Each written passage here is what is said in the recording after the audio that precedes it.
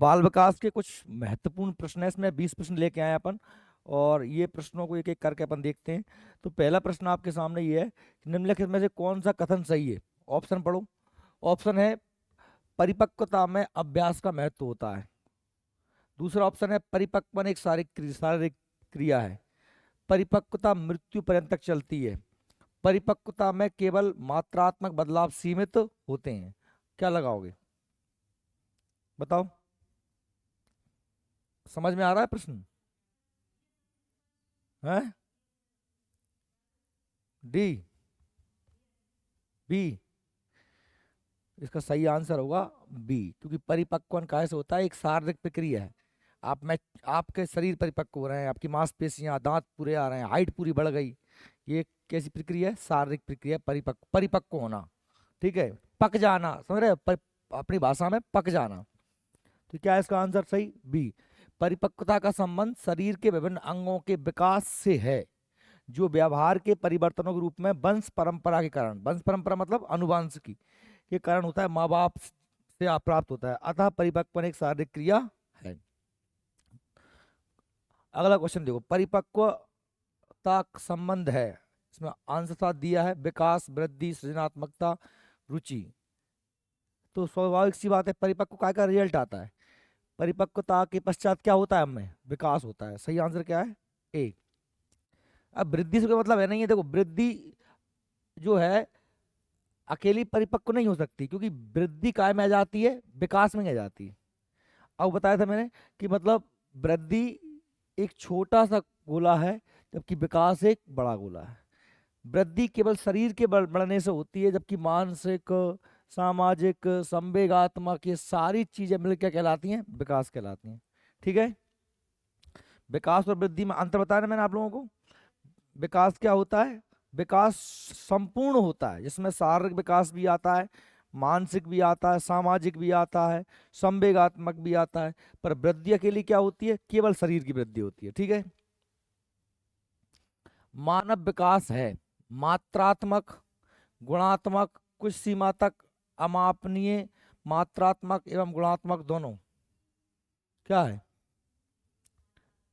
मात्रात्मक और गुणात्मक दोनों। मात्रा मतलब क्वांटिटी, और गुणात्मक माने क्वालिटी।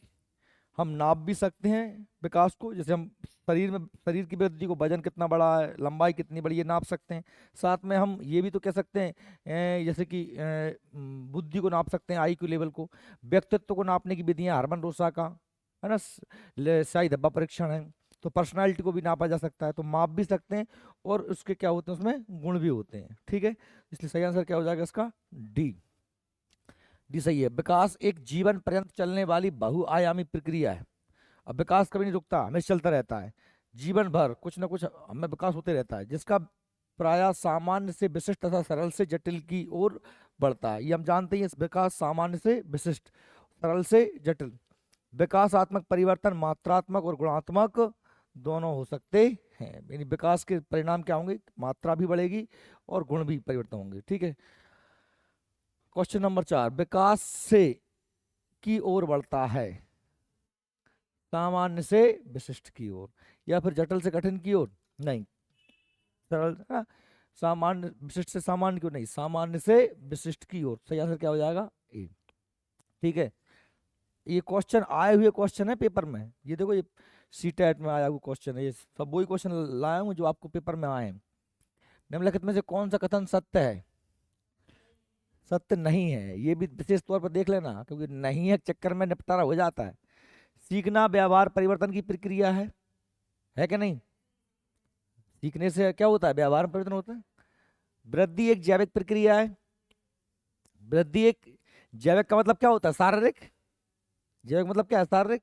तो वृद्धि कैसी है? जैविक प्रक्रिया, बिल्कुल सही है। विकास एक मात्रात्मक प्रक्रिया है। शिक्षा एक लक्ष्य उन्मुख प्रक्रिया। भाई विकास अकेली मात्रात्मक नहीं है, गुणात्मक भी तो है, इसलिए गलत कौन सा हो जाएगा? सी।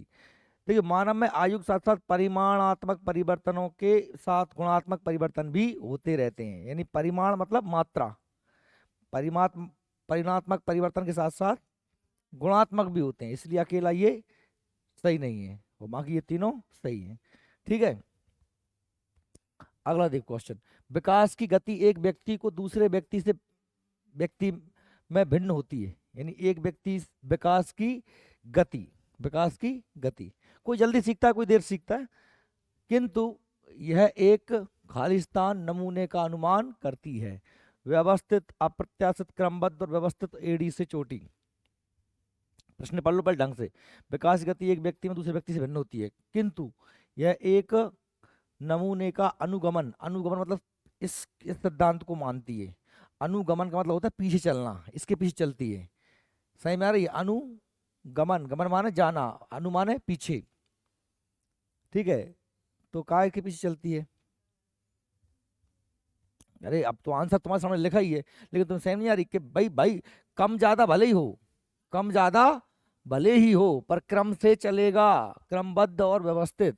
एग्जाम्पल समझो, मैंने कहा कि दो बच्चे पैदा हुए, ठीक है। एक बच्चा जो है चलने लगा 2 साल में और एक बच्चा चलने लगा 1.5 साल में, ठीक है। यानी दोनों की विकास की गति अलग अलग हो गई। एक चला 2 साल में चलना सीखा, एक 1.5 साल में चलना सीख गया। लेकिन मैंने कहा कि बच्चे ने पहले करवट लेगा, फिर बच्चा बैठेगा, सहारे से बैठेगा, दीवार पकड़ के खड़ा होगा। ये उस 2 वर्ष वाले पे भी लागू हुआ था क्रम, और उस 1 वर्ष वाले पे भी लागू हुआ था। क्रम वही रहेगा एकदम। माँ के पेट से पैदा होते ही दौड़ना कोई नहीं सीखेगा। पहले व्यक्ति पलटेगा, बैठेगा, सहारा लेगा, खड़ा होगा, घुटनों से चलेगा। अरे बस सही में तो क्रम सब में है, हाँ गति कम ज्यादा हो सकती है। सही में आ रही है? इसलिए क्रमबद्ध होगा और व्यवस्थित होगा। समझ में आ रही है बात? क्वेश्चन अब देखो है। अब ऐसा ऐसा करेंगे, अगली बार से क्वेश्चन बनाएंगे ना तो उसमें आंसर देंगे, डालेंगे नहीं। वो तो अब पीपीटी में ऐसे है ही, फिर ऐसे छुपाना पड़ेगा, ऐसे ऐसे करना पड़ेगा, फिर वो आंसर मिल ही जाएगा तुम्हें, वो ज्यादा व्यवस्था हो जाएगी। अभी ऐसे ही रहने देते हैं। अब देखो, विकास विकास शुरू होता है, तुम समझो ना प्रश्न को। विकास शुरू होता है उत्तर बाल अवस्था से, प्रसव प्रसव पूर्व अवस्था से, शैशव अवस्था से, या पूर्व बाल अवस्था से। तो बताओ, सिंपल सा क्वेश्चन है। पेट में आने से ही, बच्चे का पैदा होने से ही पेट में विकास शुरू। प्रसव पूर्व मतलब पैदा होने से ही पहले, जैसे ही बच्चा माँ के पेट में आया तो उसका शरीर बनने लगता है। तो क्या है भाई, विकास प्रसव पूर्व अवस्था से ही शुरू हो जाता है। मनोवैज्ञानिकों के अनुसार विकास प्रसव के 4 महीने पहले ही शुरू हो जाता है। और 4 महीने क्या बोलते, जाइगोट बना, युग्मनज, अंडाणु शुक्राणु मिले, वो विकास की प्रक्रिया प्रारंभ है। क्वेश्चन नंबर 8, किस मनोवैज्ञानिक के अनुसार विकास एक सतत और धीमी प्रक्रिया है? तो इसका सही आंसर क्या है? स्किनर। अब ये तो आपको याद रखने पड़ेंगे, इनमें कोई समझने वाली चीज थोड़ी ना है। किसने कहा कि विकास एक सतत और धीमी धीमी प्रक्रिया है? ये कौन कह रहा है? स्किनर कह रहा है। ये कथन आते हैं, ये भी क्वेश्चन आया हुआ है, देखो, है ना।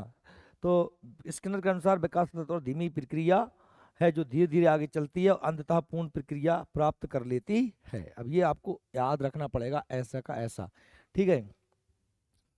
क्वेश्चन नंबर 9, विकास के परिणाम स्वरूप नवीन विशेषताएं और नवीन योग्यताएं प्रकट होती हैं। ये मैंने आपको याद करवाई थी परिभाषाएं, वहाँ अपने नोट्स में भी दी हुई हैं, मैं आपको लिखवाई हुई हैं और नोट्स में भी दी हुई हैं, टिक भी करवाई हैं। ये तो बहुत फेमस परिभाषा है कि के परिणाम स्वरूप नवीन विशेषताएं आती हैं और नवीन योग्यताएं प्रकट होती हैं। ये किसका कथन है? ये कथन है हारलॉक का। किसका कथन है? हारलॉक, ठीक है। विकास के परिणाम स्वरूप नवीन विशेषताएं और नवीन योग्यता प्रकट होती हैं, यह कथन हारलॉक ने दिया है। क्वेश्चन नंबर 10, मानव विकास को क्षेत्रों में विभाजित किया जाता है। ध्यान सुनना, पहले पढ़ो ऑप्शन, सीधा आंसर आंसर तुम भले दिया है फिर भी पढ़ो। शारीरिक, संज्ञानात्मक, संवेगात्मक और सामाजिक, ठीक है। संवेगात्मक होता है, संज्ञानात्मक भी होता है। आध्यात्मिक विकास बाल्यावस्था में नहीं होता। आध्यात्मिक मतलब ईश्वर की बात हो गई। और सामाजिक और मनोवैज्ञानिक भी नहीं होता। तो ये भी गलत हो गया। मनोवैज्ञानिक इसमें दिया, ये भी गलत हो गया। और इसमें इसमें आध्यात्मिक दिया है, ये भी गलत हो गया। तो अब सही कौन सा है? शारीरिक शरीर बढ़ता है, संज्ञान मतलब दिमाग, मस्तिष्क, और संवेगात्मक मतलब भूख, प्यास, घृणा, क्रोध, भाव, और सामाजिक मतलब समाज में जो मान्य प्रचलन हो, तो ये सभी हैं लेकिन क्या नहीं है, मनोवैज्ञानिक और आध्यात्मिक इन सब में दिए हैं तो वो नहीं। बालक बालिकाओं के व्यवहार में होने वाले परिवर्तन के आधार पर विकास के अग्रलिखित पक्ष व्यवहार किए जाते हैं, जैसे शारीरिक विकास, संज्ञानात्मक विकास, सामाजिक विकास और संवेगात्मक विकास। आध्यात्मिक और मनोवैज्ञानिक कोई ऐसे विकास नहीं होते, ठीक है। हालांकि होता है आध्यात्मिक विकास, लेकिन वो एक उम्र के बाद होता है, ठीक है। अब शारीरिक विकास का क्षेत्र है स्नायुमंडल, मांसपेशियों की वृद्धि, एंड्रोक्रोनाइल ग्लैंड्स, और ये सभी सभी है। स्नायुमंडल हमारा, मांसपेशियों की वृद्धि भी होती है शरीर में, और एंडोक्राइन ग्लैंड्स यानी ग्रंथियां भी, आंतरिक ग्रंथियां जो होती हैं हमारी, पीयूष ग्रंथि, थायराइड ग्रंथि, ग्लैंड्स, तो उनमें वृद्धि होती है। तो ये सभी आ जाते हैं काय में, शारीरिक विकास का क्षेत्र। शरीर का विकास, शरीर का विकास को अपन माप सकते हैं, तौल सकते हैं, है ना। शरीर का विकास वृद्धि के अंतर्गत आता है। शरीर का विकास हमेशा कैसा होता है, मात्रात्मक होता है। कैसा होता है, मात्रात्मक, ठीक है। स्नायुमंडल, मांसपेशियों में वृद्धि और एंड्रोक्राइनल ग्लैंड्स तीनों ही शारीरिक विकास के क्षेत्र से संबंधित हैं। अंतःस्त्रावी ग्रंथियां, ये समझ में ना आ रहा हो तुम्हें, पढ़ाई में अंतःस्त्रावी ग्रंथि तुम्हें, ठीक है। अब देखो आगे 17वां क्वेश्चन, निम्नलिखित में से कौन सा कथन सही नहीं है। वृद्धि एवं विकास दो अलग अलग आयाम हैं। वृद्धि जीवन पर्यंत चलती है। वृद्धि विकास की प्रक्रिया का एक भाग है। विकास सतत प्रक्रिया है। कौन सा नहीं बताओ।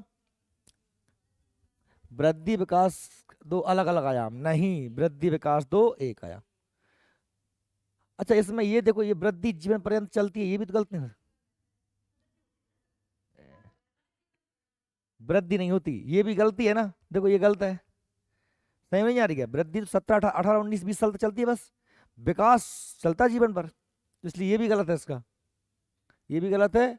और वृद्धि विकास अलग अलग आयाम है, ये भी गलत नहीं, दो अलग अलग आयाम नहीं है, एक ही आयाम है, क्योंकि विकास के अंतर्गत ही वृद्धि आती है, इसलिए इसका ये भी गलत हो गया, दोनों ही गलत है। हालांकि आया हुआ क्वेश्चन है ये, अब इस क्वेश्चन को रिजेक्ट किया गया होगा। देखो, विकास कभी न समाप्त होने वाली प्रक्रिया है, यह कथन किस सिद्धांत से संबंधित है। क्या कह रहे हैं, विकास कभी ना समाप्त होने वाली प्रक्रिया है, विकास हमेशा चलता रहता है। एकीकरण का सिद्धांत, अंतःक्रिया का सिद्धांत, निरंतरता का सिद्धांत, अंतर संबंध। अभी सिंपल सी बात है कि कभी ना समाप्त होना मतलब क्या हुआ, निरंतर, है ना। तो विकास कभी न समाप्त होने वाली प्रक्रिया, यह कथन निरंतरता के सिद्धांत से संबंधित है, ठीक है। तो भाई देखो, अगला क्वेश्चन है शैशवावस्था की प्रमुख विशेषता क्या है। शैशवावस्था समझ गए ना। शैशवावस्था, शारीरिक विकास में तीव्रता होती है कि नहीं होती, बच्चे का शरीर बहुत तेजी से बढ़ता है। मानसिक विकास में तीव्रता, ठीक है, मानसिक विकास इतनी तीव्र नहीं होता। मूल प्रवृत्त्यात्मक व्यवहार, मूल प्रवृत्ति बताया मैंने तुम्हें, मूल प्रवृत्ति का सिद्धांत बताओ, जैन मैडम किसने दिया था, याद करो। मूल प्रवृत्ति का सिद्धांत किसने दिया था, उसे याद आ रहा है क्या। राधा मैडम तुम बता दो, नहीं पता, सत्यम बता, तू बता, बढ़िया है, तू बता दे। मूल प्रवृत्ति का सिद्धांत, संवेगों के बारे में 14 प्रकार के संवेग बताए थे।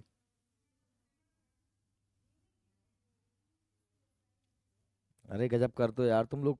विलियम मैकडूगल है, विलियम मैकडूगल, विलियम मैकडूगल सिद्धांत है ये मूल प्रवृत्ति सिद्धांत। मूल प्रवृत्ति किसे कहते हैं, कितनी बार पढ़ा है तुम्हें। अगर तुम्हें गुस्सा आया तो तुम किसी से लड़ोगे, गुस्सा संवेग है। क्रोध क्या है, क्रोध भाई आपका संवेग है, क्या है, संवेग। और लड़ना क्या है, मूल प्रवृत्ति है। लड़ना क्या है, मूल प्रवृत्ति है। अब ध्यान सुनना, मैं ये कह रहा हूं कि उसका कहने का मतलब ये है कि बच्चा जो होता है ना, वो मूल प्रवृत्ति पर ही, शिशु शैशवावस्था में वो वही व्यवहार करता है जो मूल प्रवृत्ति पर आधारित होते हैं। क्या करेगा, गुस्सा आएगा तो रोने लगेगा, गुस्सा आएगा तो लड़ने लगेगा, चिल्लाने लगेगा, या भूख लगेगी तो रोने लगेगा, है ना। तो वो उसका जो व्यवहार होता है, काय से कंट्रोल होता है बच्चे का, मूल प्रवृत्तियों से। और मूल प्रवृत्ति क्या होती है, संवेगों का क्रियात्मक स्वरूप।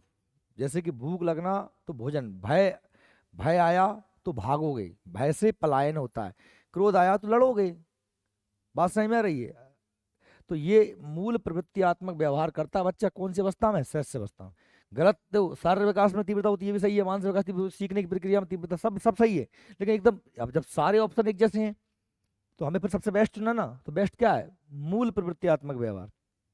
वो मूल प्रवृत्ति समझ गया मैंने, आउटलाइन साइकोलॉजी किताब लिखी थी विलियम मैकडूगल ने, 14 प्रकार के संवेग बताएं, कितना डिटेल में पढ़ाया था, तुम लोग भूल जाते हो, है ना। तो ये इसका आंसर सही क्या है, सी। ठीक है, अगला क्वेश्चन नंबर 10 अब, स्वास्थ्यावस्था के लिए उत्तम शिक्षण विधि कौन सी है? मांटेसरी विधि, खेल विधि, किंडरगार्टन विधि, अरे सारी विधियां हैं। अब मांटेसरी विधि मारिया मांटेसरी ने दी है, खेल विधि कॉल्डवेल कुक ने दी है, किंडरगार्टन विधि फ्रॉबेल ने दी है। ये विधियां पढ़ा के पूरी याद भी करवाई तो विधियां मैंने, है ना। शैशव अवस्था में शिशु को मांटेसरी विधि, किंडरगार्टन विधि, खेल विधि से शिक्षा दी जाती है। यह वर्तमान में प्ले स्कूलों में दी जाती शिक्षण विधि है। अगला प्रश्न देखो, खालिस्तान अवस्था में बालक की दृष्टि में श्रवण इंद्रियां पूर्ण रूप से विकसित हो चुकी होती हैं। किस अवस्था में? श्रवण इंद्रियां, दृष्टि इंद्रियां और श्रवण इंद्रियां, मतलब आंखें और कान पूर्ण विकसित हो चुके होते हैं। 3 से 4, 6 से 7, 8 से 9, तो स्वाभाविक सी बात है 3-4 साल का बच्चा सब देख भी लेता, सुन भी पाता है ना, समझ भी लेता है। 3-4 वर्ष की अवस्था तक बालक की दृष्टि और श्रवण इंद्रियां पूर्ण विकसित हो चुकी होती हैं। ठीक है, अगला प्रश्न देखो, इस अवस्था में बालकों में नई खोज करने की और घूमने की प्रवृत्ति बहुत अधिक बढ़ जाती है। किस उम्र में बच्चे में नई खोज करने की, सृजनशीलता और, समझ रहे हो, भ्रमणशीलता, सृजनशीलता मतलब क्रिएटिविटी, घूमना फिरना, खोज करना को क्या बोलते हैं भाई, सृजनशीलता होगी ना उसमें। शैशव अवस्था, उत्तर बाल अवस्था, किशोर अवस्था, प्रौढ़ अवस्था, तो भाई देखो शैशव अवस्था में तो बच्चे कुछ जानते ही नहीं है, तो वो अब खोज कहाँ से करेगा। मतलब जो उत्तर बाल अवस्था होती है, 8-10 साल का बच्चा, 7-8 6 7 8 9 साल का बच्चा हर चीज को, खिलौनों को, सब में जानना चाहता है, ये क्या है, क्यों है, कैसे चल रहा है। वो घूमने फिरने की प्रवृत्ति उसमें बहुत ज्यादा हो जाती है। किस बात अवस्था में? उत्तर बाल अवस्था। देखो अब बाल शैशव अवस्था का समय कितना होता है, जन्म से 0 से लेकर 6। बाल्यावस्था का कितना होता है? बाल्यावस्था का होता है 6 से 12, और किशोरावस्था का होता है 12 से 18। ठीक है, 3 अवस्था होती हैं। 7 से 11 वर्ष की आयु को साले, साले साले समझ रहे हो क्या, स्कूल एज, है ना, एलिमेंट्री स्कूल अवस्था कहते हैं। इस अवस्था में बालक में नई खोज करने की और घूमने की प्रवृत्ति बहुत अधिक बढ़ जाती। ठीक है, बाल्यावस्था की प्रमुख मनोवैज्ञानिक विशेषता क्या है? बाल्यावस्था की प्रमुख मनोवैज्ञानिक विशेषता क्या है? पर निर्भरता, पर मतलब दूसरे पर नहीं होता, शैशवावस्था में होता है। सामूहिकता की भावना बिल्कुल होती है, अरे क्यों नहीं होती। धार्मिकता, अनुकरणात्मक प्रवृत्ति का अभाव, बिल्कुल नहीं, ये गलत कह रहे हैं। अनुकरणात्मक प्रवृत्ति में बच्चे, अनुकरण का मतलब क्या होता है, नकल। सुनो बात ध्यान सुनो, आगे मत घबराओ मत। पर निर्भरता ये शैशवावस्था में होती है। समूह की भावना, ग्रुप बना के रहता है, ये तो होती है, ये नहीं होती पर निर्भरता। क्या कह रहे हैं प्रश्न, बाल अवस्था की प्रमुख विशेषता क्या है, तो भाई ये तो नहीं है, ये है। क्योंकि सामूहिकता की भावना मतलब बच्चे अपने दोस्तों के ग्रुप में रहना पसंद करते हैं। धार्मिकता ये उनमें नहीं आती है, तो ये भी गलत हो गया। अनुकरण की प्रवृत्ति का अभाव कह रहे हैं, जबकि अनुकरण वो करते हैं, बच्चे नकल करके सीखते हैं बाल अवस्था में। इसलिए अगर यहाँ पर अनुकरण की प्रवृत्ति होती है तो ये होता तो सही होता, पर अभाव लिखा है ना, तो ये क्या हो गया, गलत हो गया। इसलिए सही क्या है, सामूहिकता की भावना। सही में आ रही मेरी बात? तो ऑप्शन को पहले गलत भी ऐसे नहीं कि सीधा पढ़ के लगा ही दिया, देखो कि क्या लिखा है, सही है तो क्यों है और गलत तो क्यों है। थोड़ा भले आप उसे कुछ समय दो, क्योंकि ऐसे प्रश्न मत कर देना। तनाव और क्रोध की अवस्था, ये तो आपने अच्छे से पढ़ाई है। कौन सी अवस्था है? किशोर अवस्था। इसकी सबसे अध्ययन किसने किया है? जी स्टैन लेवल ने। किताब कौन सी लिखी है? एडोलसेंस। ठीक है, तूफान की अवस्था, तनाव की अवस्था किसने कहा है? स्टैन लेवल ने। 12 से लेकर 18 साल तक। तो 12 से 18 वर्ष की आयु किशोरावस्था कहा जाता है। इस अवस्था को हॉल ने संघर्ष, हॉल मतलब जी स्टैन लेवल, संघर्ष, तनाव, तूफान और विरोध की अवस्था कहा है। किशोरावस्था वयस्कता के संक्रमण की पहल करता, मतलब किशोर के बाद व्यक्ति क्या बन जाएगा? वयस्क बन जाएगा। ठीक है, तो ये हमारे ये क्वेश्चन थे। अपन ऐसे क्वेश्चन रोज लगाएंगे, आंसर लेकिन अपन नहीं डालेंगे, ठीक है।